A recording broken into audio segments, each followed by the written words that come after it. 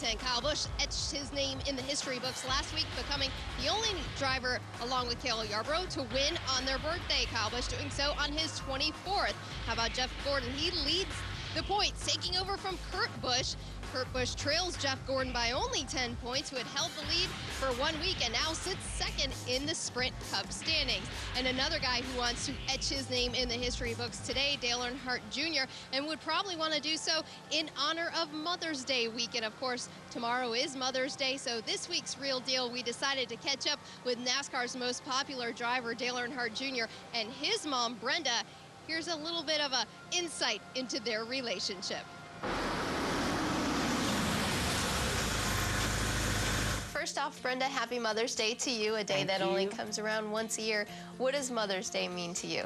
I mean, it's a personal day that, you know, I share with my kids, and as every other mother does. I was reminded, it's been several years ago, Dale, he forgot to call me on Mother's Day. Or he didn't call me. He was out doing some other good stuff. Fun stuff. And Kelly got on him, I think, and he said, "Oh, hell, every day's Mother's Day." So 2 or 3 times a year, I quote that back to him. And really, he's right, because anything I need and want, I always have. You know, it's nice to get that little call, Happy Mother's Day, though. Sounds like you just say, hey, every day is Mother's Day. What do you think of the day? Excuse. Yeah. Well, I love Mother's Day because I think it really kind of keeps you in check as a son, especially. It seems like the daughters don't have much of a problem with it, but the sons trying to appreciate their moms and just giving them a call and letting them know how much you care about them. I'm real lucky, and I get to spend a lot of time with my mom during the year. And so if I forget to call her on Mother's Day, I guess I let it slide. Yeah, she lets it slide a little bit, but I've been better about it here lately. I know you were quite a handful as a child. Were there some things that maybe you did as a kid that you know your mom is still upset about? I can't really remember.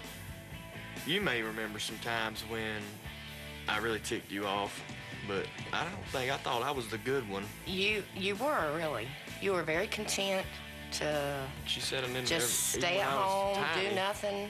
Like as soon as she brought me home from the hospital, I don't think I cried. No, the two of y'all were total opposite. I mean, really, the only thing I can think about is that you were a little lazy. Yeah. But, I mean, that ain't changed. So, I mean, you know, I've just learned to accept that. Yeah. Still has a little laziness built. Yeah, Only he'll mom still can let say the that. cereal bowls pile up and, you know, don't want to go to bed. But, Don't want to get up. don't want to get up. How proud are you of Dale as a son and all that he's accomplished so far? Because clearly he's already successful. I'm very proud of him. I wouldn't change a thing about him.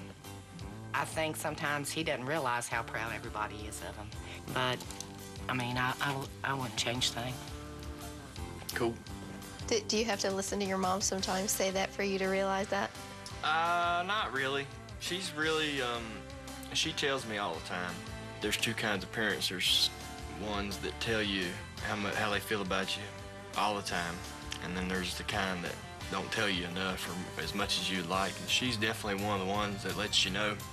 Anytime the job gets stressful or things aren't going my way, or she just knows that I'm not in a good mood, she'll tell me something that I need to hear. You know, makes you understand where you're at and what's going on around you and what everybody's perception is on things, because she's on the other side of the fence and she gets a different view of what I'm dealing with. And my perception of what I think things are and hers is going to be different every time. So, you know, I kind of make a problem maybe bigger than it really is, and she's there to make it small. What's left in Dale's life that you want him to accomplish? I just want him to be happy.